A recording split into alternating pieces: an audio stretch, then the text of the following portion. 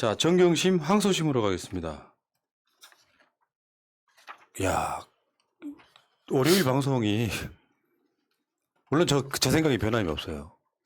사법부의 판사 리스크에 대해서 당연히 걱정을 해야 되겠지만 논리와 어떤 명분을 가지고 법리를 다투는 것과 법원이 판단 내리는 게 너무 다르게 나왔을 경우엔 우리가 논리를 갖고 따져서 그게 맞다고 생각하면 그걸 비판할 수 있지만 처음부터 법원의 판단을 못 믿겠다라고 시작을 하면 반박할 방법이 하나도 없어지는 거죠. 자, 오늘 재판 결과를 한번 대충 한번 보겠습니다. 일단은 정경심 교수 주요 혐의가 자녀 입시 비리 관련해 갖고 사문서 위조, 업무방해, 사기 등 7개 혐의, 사모펀드에 관련해 갖고 자본시장법 위반, 횡령 등 3개 혐의, 증거인멸 의혹 관련해서 증거인멸 교사해 가지고 사실은 사모펀드 의혹을 입증하지 못하게 했으니까 윤석열의 검찰이 자녀 입시 비리하고 증거인멸 의혹을 죄목으로 끼워놓은 바로 그 사건이라고 보시면 될 것 같고요. 오늘 서울고등법원에서 나온 자료 한번 보겠습니다. 서울고등법원 제1-2 형사부는 2021 8월 11일 피고인 정경심에 대한 자본시장법 위반 등 사건에서 원심 판결 중 1. 2018년 1월경에 자본시장법 위반, 미공개 중요 정보 이용 및 범죄 수익 은닉 규제법 위반 유죄 부분 가운데 WFM 실물 주권 10만 주 장애 매수 부분은 원심과 달리 무죄로 판단하였고 2. 2019년 8월 주거지 및 사무실 보관 자료 증거 은닉 교사 무죄 부분은 원심과 달리 유죄로 판단하였으며 3. 나머지 부분은 모두 원심과 같은 유무죄 결론을 유지하면서 피고인에게 징역 4년, 벌금 5천만 원 등의 형을 선고하였음. 제가 오늘 이 재판 결과를 보면서 소주를 한 잔 마시고 싶더라고. 무슨 말이냐면은 사실은 이 재판은 90% 무죄인 사건을 90% 유죄로 만든 사건이에요. 그러니까 사모펀드 관련해서 이 사건의 출발점이 뭐야?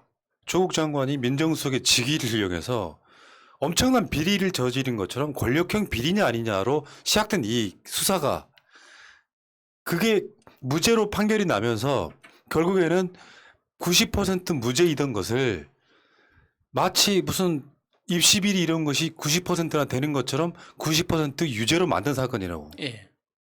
이런 사건은 물론 시작점 자체는 검찰의 잘못이 있는 거지만 반대로 말하면 오늘 법원한테 제가 보고 느낀 건 그런 거예요. 재판하지 마 그럼. 그러니까 법원이 진짜 비열하고 진짜 역겨워요, 진짜. 이게 1심에서 4년을 선고했기 때문에 우리가 주장하는 대로 그리고 정경심 교수 변호인단이 주장했던 그 증거를 새롭게 채택해서 제대로 심리했더라면 이게 징역이 나올지 안 나올지 불확실한 거거든요. 징역 6개월 이상 나와도 많이 나오는 겁니다. 그런데 이걸 만약에 그렇게 합리적으로 징역 6개월이 나왔다고 치면 그동안 징역 산 그 시간을 어떻게 보상할 겁니까? 그러면 그거에 대해서 또 행정사법 절차를 또 진행을 해야 되거든요. 그러니까 이 판사들끼리의 이해관계 때문에라도 징역 4년을 깎을 수는 없다. 그래서 징역 4년이라는 걸 딱 고정시켜 놓고 거기에 끼워 맞춘 거라고밖에 안 보이는 거예요. 진짜 말도 안 되는 거죠. 이 방 들어와서 악플다는 새끼들아. 니들은 똑같이 이런 재판하면 유죄 안 나올 것 같아? 닥치고 꺼져 이 새끼들아. 말하자면은 나 여기서 제일 재밌게 봤던 것 중에 하나가 처음에 표 한번 보여주실래요? 뭐 여기에 뭐 입시 비리 관련해 가지고 뭐 허위, 위조, 허위 1심하고 그대로 판단을 했거든요. 이거 말고요. 그 제가 이 번호 드렸던 1번. 그러니까 여기서 보면은 여기 있죠. 이거 아래에서 두 번째 검사 항소 기각이라고 되게 두꺼운 글씨로 돼 있잖아요. 오른쪽 밑에 부분에 그 공소장 2개인 것 중에 하나를 검사 항소 기각. 이게 2017년 9월 7일 날 조국 장관 청문회하던 날 했던 바로 그 공소장은 항소를 기각했고요. 2014년 6월 16일 날 다시 그 공소장을 변경해 가지고 낸 요거는 유죄로 판단을 했는데 나 그러니까 이게 유죄로 나왔던 부분은 뭐냐면은 최성의 증언이었어요. 다른 게 없었다고. 최성애가 그렇게 증언할 이유가 없다. 표창장을 발급한 사람이 그렇게 증언할 이유가 없다. 근데 나중에 나왔잖아요. 최성해가 정경심 조국 부부한테 뭔가 불리한 진술을 할 만한 수도 없이 많은 예. 정황이 나오잖아요. 예. 이게 다 기각이. 그리고 나머지 그 뭐 당국대 뭐 등등등 그 공주대, 서울대, 부산 아쿠아팰리스 호텔 대표이사 이 중에 그 표에 보면은 세 번째 서울대 공익인권법센터 뭐 관련해 가지고 조민 씨를 봤다 안 봤다 동영상에 조민이고 아니고는 상관없지 않다. 이거 위조다. 예. 이게 오늘 결론이고요. 다음에 다른 표는 사실 그게 볼 것이 없을 것 같습니다. 왜냐면은 1심하고 크게 달라진 게 거의 없어요. 결론적으로 말했을 때 표 그냥 한번 쭉 한번 보여주고 마세요. 다 읽어볼 만한 가치도 없는 거야 내가 봤을 때. 왜냐하면 이게 아까 다시 말씀드리지만 90% 무죄인 거를 90% 유죄로 만들기 위한 일종의 이 법벌어지들의 저는 스킬이 작동한 그 정도 이상도 이해도 아니라고 봐요. 예. 재판을 열심히 하면 뭐하냐고. 증거를 들이밀면 뭐하냐고. 그러니까 요건 제가 봤을 때 그래요. 저는 이런 생각을 했거든요. 밤에. 우리가 최소한 다른 건 몰라도 표창장은 무죄가 나올 거고 예. 다음에 집행유예 정도로 나올 것 같다라고 생각을 했어요. 그러면 우리가 최소한 방어하는 거다. 예. 나머지 뭐 다른 입시 비리들에 대해서는 이것 자체를 막 그 형사법으로 다투어야 될 만큼의 중요한 범죄가 아니라고 봤던 거거든요. 그렇죠. 근데 그 재판을 열심히 해가지고 증거 수집한 것도 위법이고 여러 가지 것들을 봤을 때 이거는 유죄가 나오면 그건 판사가 개새끼야 그러니까 라고 결론 내렸던 바로 그 부분이라고요. 새로 등장했던 증거로 채택해야 되는 합법적인 어떤 정황들까지도 다 배척하고 못 본 척 한 거잖아요. 그리고 1심에서 적용했던 그 증거들이 오류가 심각하다. 그리고 증거 능력이 굉장히 크게 의심되는 그 내용들에 대해서도 판사가 못 본 척하고 지나간 거예요. 그럴 거면은 도대체 그동안에 뭐 10번이 넘는 재판은 도대체 왜 했으며 증인들은 불러가지고 왜 그 증언을 들은 거예요. 지 맘대로 할 거면. 이게 재판이라는 게 내가 봤을 때 검사, 판사 이놈들이 뭔가 법을 정말 잘못 이해하고 있는 것 같아요. 내가 검사야. 야수라고 하는 사람이 범죄를 저질렀어. 그러면 저 사람을 법정에 데려갔을 때는 저 사람이 그 범행을 했다고 하는 증거를 내밀어야 될 거 아니야. 예. 그 증거는 사실상 없는 거에 가깝습니다. 표창장 위조도 최성해의 증언이 결정적으로 작용했다니까요. 그래서 그 증거는 잘못됐다라고 반박하는 증거를 내거나 당신들이 증거 수집을 할 때 증거 수집 자체가 위법이다라고 냈잖아요. 예. 그러면 그게 어느 정도 받아들여져야 되는데 애초에 결론을 짜놓고 하는 것처럼 그냥 가버리잖아요. 예. 그 다시 말씀드리지만 재판을 왜 하냐고. 재판하지 말고 그냥 이런 재판해. 그러니까 김의겸 의원이 그 이야기한 게 생각나더라고요. 그 윤석열하고 그 술자리 한번 가진 적이 있다고 했잖아요.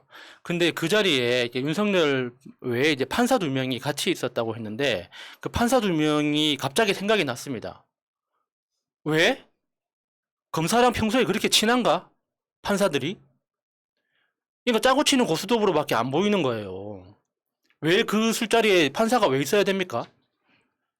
박근혜에게 복수할 기회가 생겼다고 고맙다고 술 사는 자리에 거기에 어떤 미친 검사를 술 산다고 기자를 불러내고 그 검사가 술 사는 자리에 판사는 또 왜 쳐와가지고 앉아있는 거냐고. 그걸 뭐라고 설명할 겁니까? 그 얘기를 먼저 앞서 하실 얘기는 아닌 것 같고. 자, 디테일 좀 들어가 보면은 여기 주요 내용 중에 이런 게 있습니다. 강사 휴게실 PC에서 표창장 작성에 사용된 것으로 봄이 자연스러운 파일들과 그것들이 2013년 6월 16일에 작성 수집된 흔적이 확인되며 그 밖에도 동양대 어학교육원장 직인 파일을 이용한 연구활동 확인서가 작성되고 피고인의 메신저 대화 내용을 캡처한 이미지 파일이 생성되는 등 2013년 6월 16일 피고인이 위 PC를 사용하였음을 보여주는 사정들이 확인됨. 강사 휴게실 PC에서 피고인이 사용한 것이 분명한 작업 내용이 있으므로 2013년 6월 16일 피고인이 위 PC를 사용했다고 판단함. 그러면 동양대에 있었냐 방배동에 있었냐 이런 논란이랄까 IP 이 부분에 대해서는 전혀 받아들여지지 않은 거예요. 예. 이게 뭐냐면은 검찰이 재판 중에 어쨌건 난 그건 모르겠고 이 PC를 정경심이 사용한 건 확실하다. 이것만 받아들인 겁니다. 그러니까 PC나 네트워크에 대해서 정말 기초적인 지식만 있더라도 검찰이 포렌식 보고서에서 제시했던 그 내용에 심각한 오류가 있다는 건 누구나 알 수 있는 거거든요. 변호인단에서 정경심 교수 변호인단에서 그걸 지적한 거란 말이에요. 그래서 그 검찰이 그 제출한 포렌식 보고서에 대해서 다시 한번 검토를 하자. 그걸 했는데 판사가 기각한 거잖아요. 필요 없다고. 나는 모르겠고 나는 검사 보고서만 보고 할란다 하고 그냥 귀 닫고 그냥 간 거 아닙니까? 오늘 여러 번 나올 것 같아요. 재판을 왜 하니? 변호인 측이 자체적인 포렌식 결과를 근거로 강사 휴게실 PC의 사용 위치 및 표창장의 구체적 작성 방법과 과정을 다투는 주장은 위와 같은 증거들을 정합하여 피고인의 표창장 위조 사실을 인정하는데 장애가 될 수 없는 것들이므로 따로 판단하지 않음. 이 미친 새끼 아니에요? 왜냐하면 내가 이 사람을 범죄를 저질렀다고 내가 기소를 해서 증거를 가져왔는데 그 증거가 하나라도 기각되잖아요. 그럼 유죄가 될 수 없는 거예요. 네. 근데 판사가 임의로 검사들의 증거가 너무 명백하므로 니들이 아무리 증거를 뒤밀어 봐야 이거를 무죄 판단할 수가 없다 이런 취지거든요. 기존의 증거들로 피고인이 강사 휴게실 PC를 사용하여 표창장을 위조했다는 사실이 인정된다는 이유로 변호인이 새로 발견해 주장한 내용들에 대해서는 판단하지 않았습니다. 아무리 증거를 뒤밀어 봐야 그냥 정경심이 유죄였던 거예요. 그러니까 유죄라고 쳐요. 진짜. 유죄라고 치는데 그게 징역 4년짜리냐고.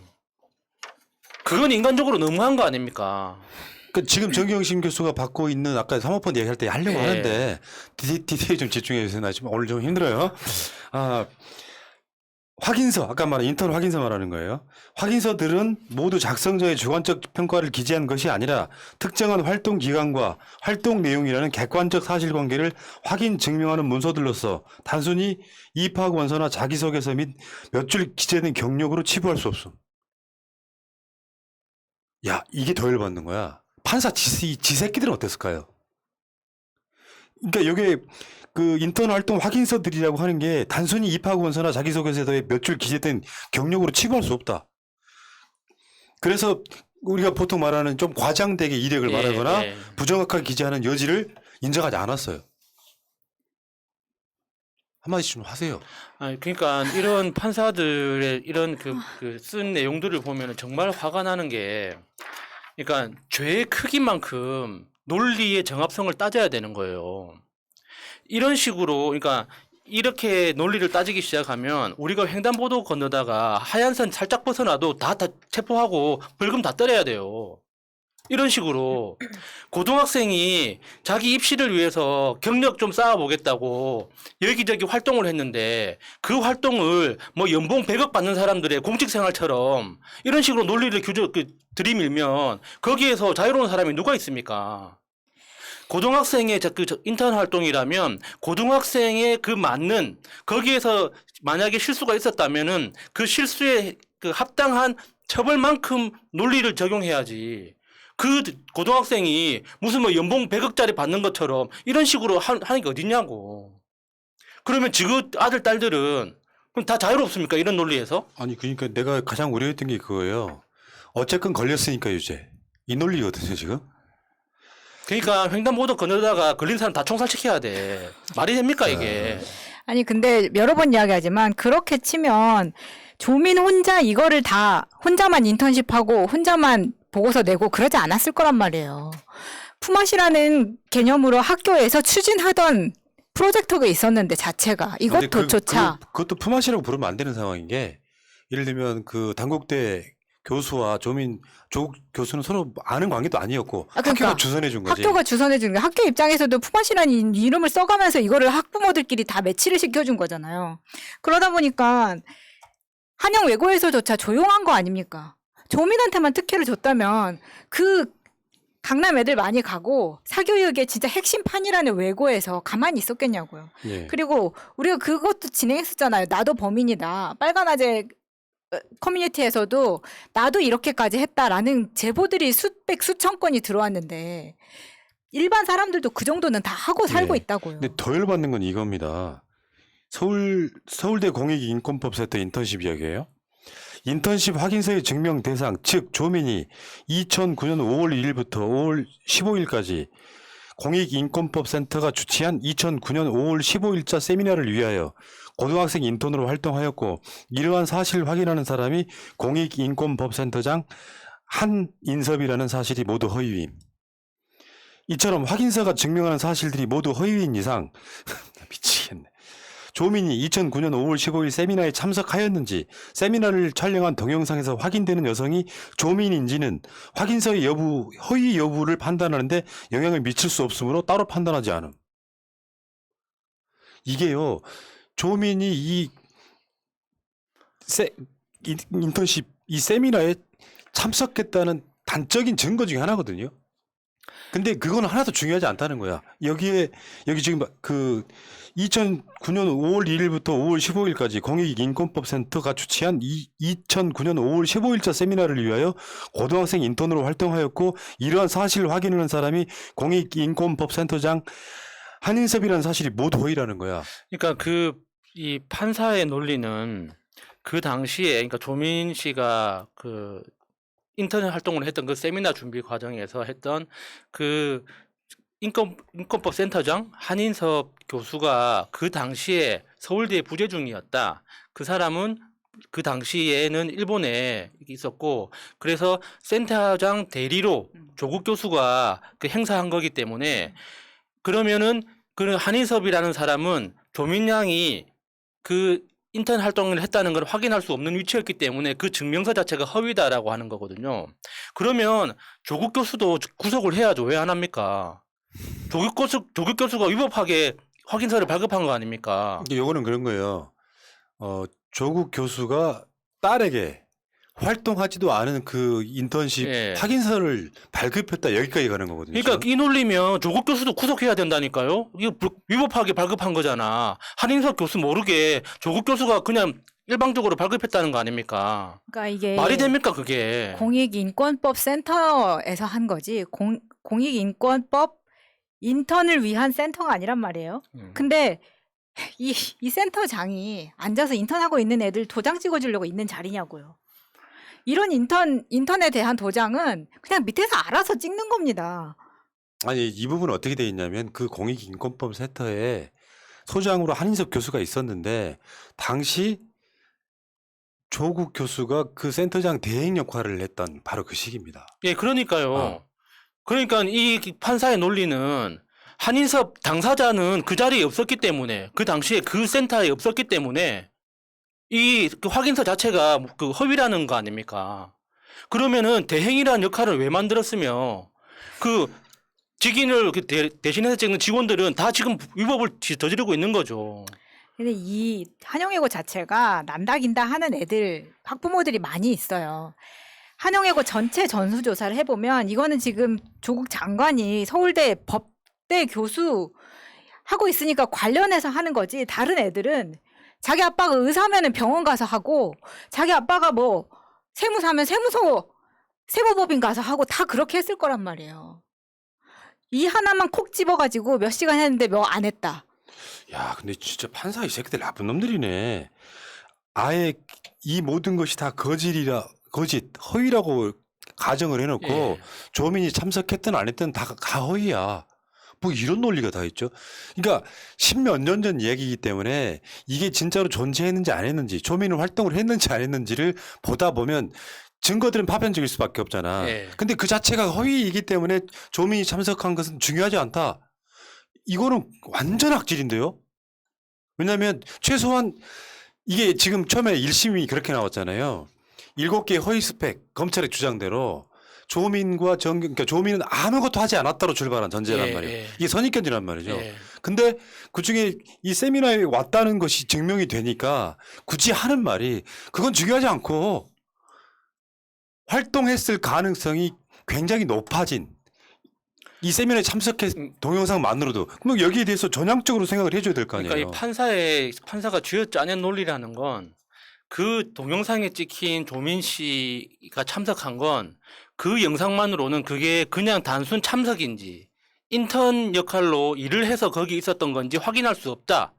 그런데 그 당시에 센터장이었던 한인섭 교수는 국내에 없었기 때문에 한인섭 센터장 명의로 발급했던 그 확인서 자체가 허위다. 그렇기 때문에 영상에서 조민 씨가 확인되든 아니든 이 판단에는 영향이 없다. 이런 논리거든요. 그렇게 자기 상상으로 이렇게 다 그 사실을 끼워 맞출 거면 도대체 증거는 왜 보며 증거는 왜 듣냐고. 그러니까 재판을 왜 하냐고. 근데 그 재판을 여러 번 했던 이유는 이제 와서 보니까 알 것 같아요.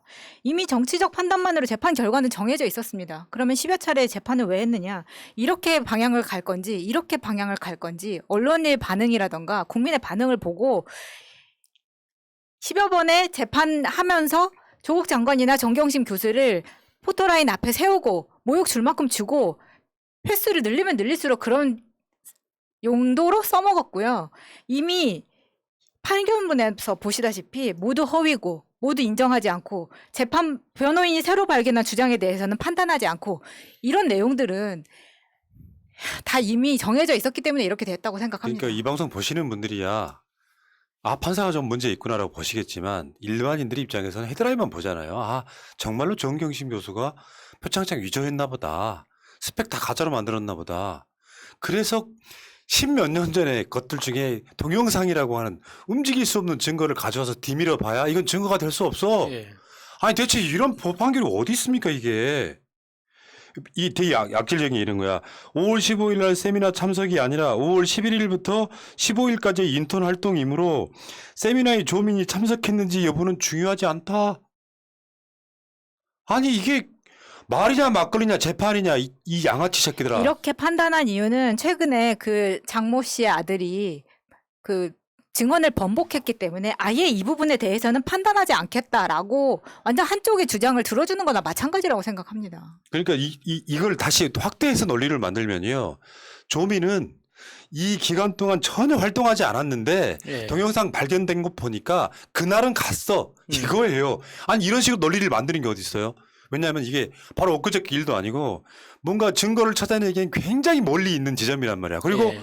그 당시에 예를 들어서 뭐 학생들 와가지고 뭐 교수님 도장 찍어주세요. 뭐 사장님 도장 찍어주세요. 하던 그런 시절의 이야기란 말이에요. 맞아요. 그러니까 그중에 그나마 동영상이 남아 있었던 거거든요. 그러면 어떻게 이걸 설명을 해야 되냐면 이 서울대 공익인권법센터에서 활동했던 건 만내로 확대 해석해줘야지. 예.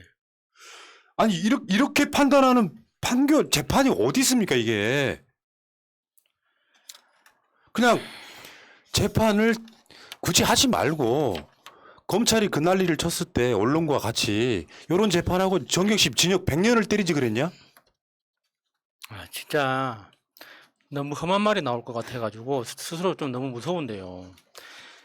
진짜 판사 너무한 겁니다. 상식적으로 생각했을 때 이게 말이 되는 거냐고요.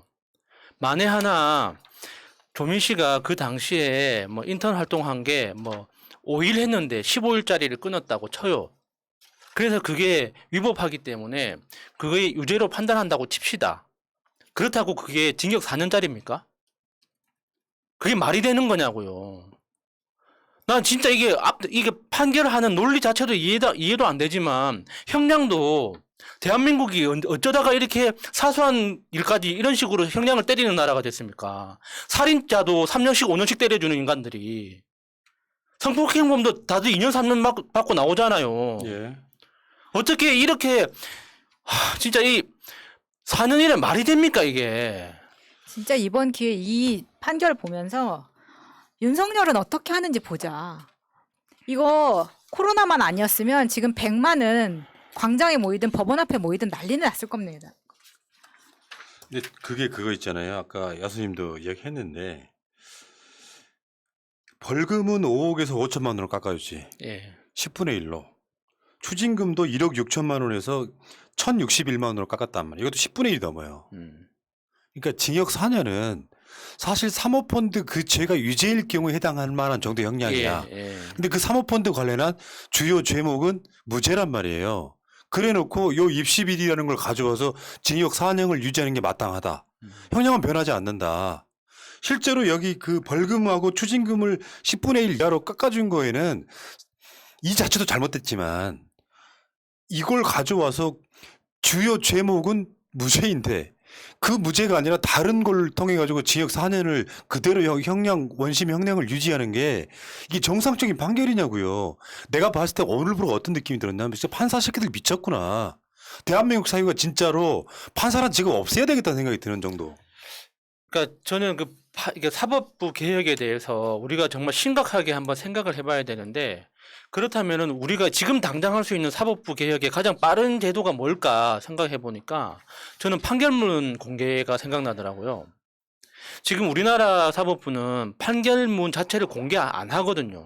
그러니까 정보 공개 요청을 통해서 특별하게 그 콕 집어서 그 재판 결과에 대해서 공개해 달라고 요청을 해야지만 내준단 말이에요. 근데 전 세계에 그렇게 하는 나라가 우리나라밖에 없어요. 미국이나 영국은 그냥 재판 끝나면 바로 공개합니다. 심지어 미국에서는 그 법원 홈페이지에서 검색도 가능해요. 미국이 처음 만들어진 그 순간부터 재판했던 모든 판결문에 대해서 검색이 가능한데 우리나라는 그거 안 됩니다. 왜 안 됩니까? 그 판결문을 봐야죠. 거기에서 어떤 판사가 어떤 검사와 어떤 변호인과 함께 어떻게 다퉜고 어떤 결론을 내렸으며 이런 것들 국민이 볼 수 있어야 되는 거 아닙니까? 그래야지 판사하고 검사하고 어떤 관계인지 연수원에서 선후배 사이였는지 변호사는 검사랑 선후배 관계였는지 전직 검사인지 원래 변호사였는지 그런 것들을 국민이 보고 판단할 수 있어야 되잖아요. 지금까지 그러니까 요번에 정경심 교수 4년 내린 그 2심 판사도 과거에 비슷한 범죄에 대해서 어떤 그 형량으로 판결을 했는지 봐야지 우리가 납득할 거 아닙니까? 항상 이런 식으로 모든 범죄를 조각조각 내가지고 무슨 개인정보 보호니 이런 논리 가지고 요번에 그 법원에서 내준 이 그 설명 자료 있잖아요. 요것도 진짜 기만적인 거예요. 판결문을 주면 되지. 왜 이렇게 이중으로 업무를 하냐고 저희들이. 판결문이 무슨 극비문서도 아니고. 아니 이제 그 얘기는 원래 핵심은 아니고요. 아니 핵심은 아닌데 이게 판사들이 이런 식으로 진짜 개 같은 판결을 내릴 수 있는 근본적인 힘이 판결문 비공개에 있는 거라고요. 모든 국민들이 다 볼 수 있어야죠. 그 판결이 어떤 것이든지 간에. 판사의 특권 중에 하나죠. 자기가 저지른 짓에 대해서. 아니 뭐 굳이 이야기하자면 이거는 배심원죄로 가야 돼요. 배심원죄로 가는 게 맞고요. 그러니까 배심원죄에도 가야 되는데 그건 시간이 걸리잖아요. 근데 판결문 공개는 국회에서 법으로 정하면 되는 거니까. 그럼 대단한 것도 아니고. 그러니까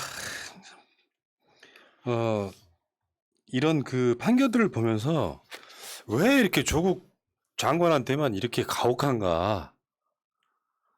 지금 이렇게 각종 그 문서를 아무리 봐도요 이해가 안 돼요. 우리 같은 보통 사람이 봤을 때는 서울대 공익인권법 센터부만 봐도 그렇습니다.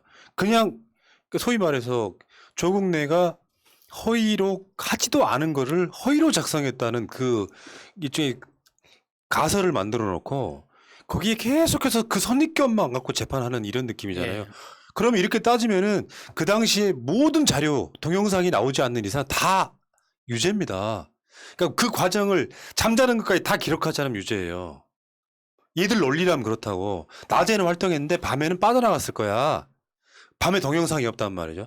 그 역사적 기억들을 갖고 징역 4년을 때리는 이런 미친 새끼들이 대한민국 사회에 판사라고 있으니 내가 웬만하면 판사라고 하는 그 사람들이 갖고 있는 것 중에 그 중에 일부는 괜찮은 사람들이 있을 거야.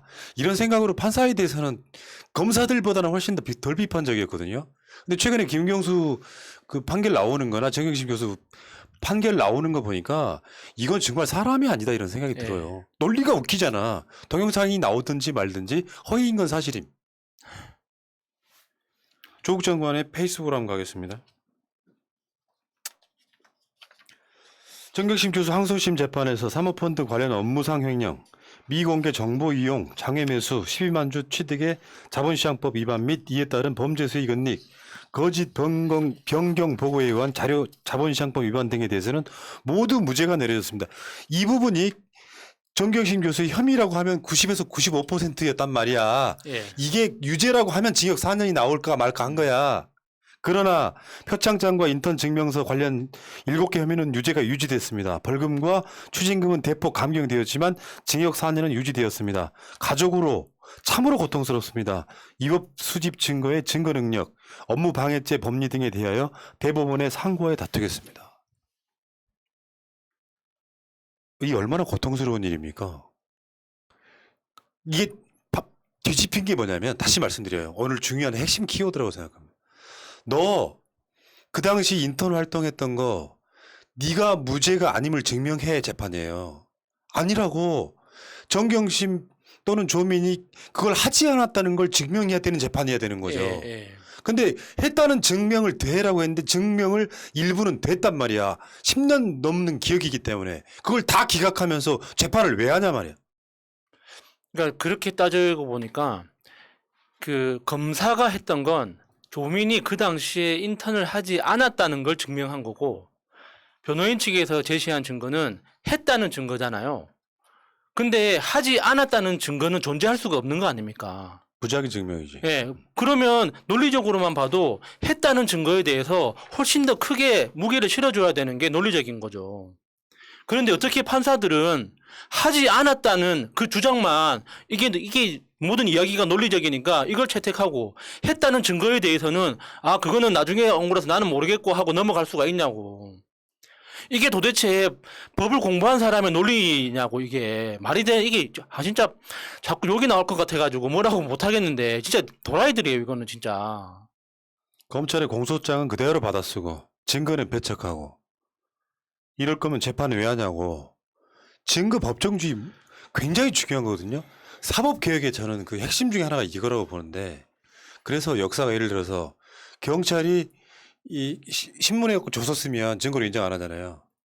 그런데 검찰이 조서 쓰면 증거로 인정했었다가 그게 역사적으로 바뀌면서 법정에서 한 말만 증거로 쓰고 실제로 진술만을 갖고는 증거라고 하지 않습니다. 근데 아직도 재판은 그렇게 이루어지고 있는 거야. 최성해의 말이 결정적인 증거로 작용을 하고 거기에 대해서 최성해가 그럴 만한 이유가 있었다라고 증거를 디밀어 봐야 최성해의 말이 증거로 작동하는, 증거 법정주의를 완전히 깡그리 무시하고 있는 그런 재판이거든요. 그리고 위법 수집 증거, 왜 PC 임의로 수집해 가는 거 있잖아요. 예. 뻑이 났다? 뻑이 안 난 게 없다라고 포렌식이 나와도 법원에서는 그걸 채택하지 않는 거예요. 그 검찰이 주장했던 그래도 정경심이 쓴 건 맞잖아, 이 PC는. 그게 그냥 꽂혀가지고 다른 증거들은 다 무시. 아니, 우리가 법을 많이는 몰라도 다뤄온 세월이 있기 때문에 이런 재판이 세상에 어디 있습니까? 보통 재판에 있어서 있잖아요. 이 사람 죄가 있어. 이 재판을 죄를 다툰다고 치자. 근데 무죄의 증거가 하나라도 나왔단 말이에요. 그럼 무죄인 거예요. 예. 근데 어떻게 이렇게 한결같이 열대 번의 재판을 통해서 제출된 증거들은 하나도 채택을 안 하냐고. 법원은 후진할 수 없다고 생각합니다. 여기까지 왔는데 그냥 이번 한 번만 눈 딱 감고 마지막으로라도 한 번 더 질러보자. 윤석열이 형 대선 나왔고 좀만 있으면 뭔가 될 것 같은데 이제 와서 후진할 수 없는 거잖아요. 저는 그런 면이 있다고 생각해요. 왜냐하면 방금 야수님이 이야기한 것처럼 검찰들이랑 같이 술 마시고 검찰들한테 사찰 당하고 판사가 정확하게 객관적으로 판단할 수 없다고 생각합니다. 그리고 이 부분에 있어서는 이제 너무 많은 국민들이 알고 있어요.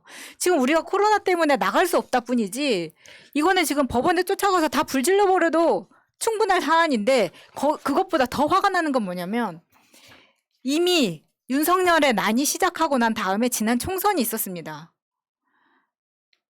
지금 2심이 이렇게 진행되는 동안에 법으로서 가장 빨리 이 사법부에 대한 폐해를 어떻게 하면 바로잡을 수 있는 건가. 이탄희 판사나 이런 사람들이 국회에 들어와가지고 열심히 뛰고 있지만 국민이 보기에는 우리가 느낄 수 있는 진전이 없는 거예요. 이게 조국이 마지막이라고 생각하지 않습니다. 다음엔 당신이 될 수 있어요. 그러니까 다음 대선 꼭 이겨야 됩니다. 이게 이번 그 정경심 교수 판결을 보면서 정말 화가 나시는 분들 정말 많겠지만 이게 이런 그 사법부 개혁을 앞으로 해내기 위해서는 우리 다음 대선 꼭 이겨야 돼요. 이게 누가 됐든지 간에 그래야지 여기에서 더 뒤로 물러나지 않을 수 있습니다. 만약에 저쪽으로 정권 넘어간다고 상상해 보세요. 이런 판결이 또 없을 것 같아요? 우리 진짜 긴장해야 돼요.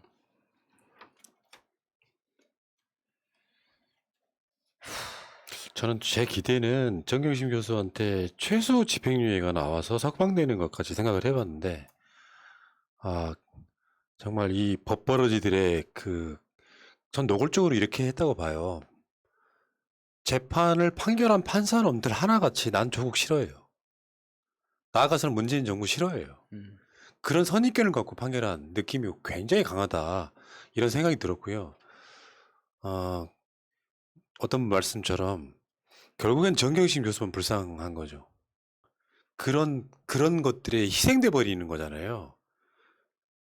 그 추웠던 겨울에, 이 더운 여름에 이재용은 나오는데 정경심 교수는 이걸 쥐어짜 유죄로 만들어서 징역 사를 꼬박 살게 하겠다는 거잖아요.